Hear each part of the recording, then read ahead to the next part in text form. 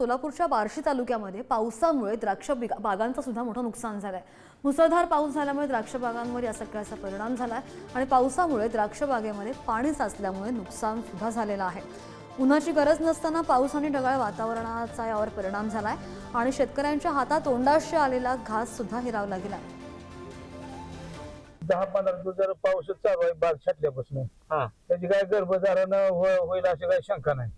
काहीच करायची नाही पावसानं या पाण्यानं काळी शेक नाही। सांभाळून जाता किती सांभाळायची बाग पैसे तर इतकं महाग आहे औषध ही हो मग आता ती काय करायचं तुम्ही सांगायची मग आता हे जी नुकसान आहे त्याची नुकसान काय तर सरकारनं विचार करावा याचा ह्याला सोडून द्यावी तर त्याच्या पुढल्या वर्षी येत नाही काय याला मग नुकसानच आहे।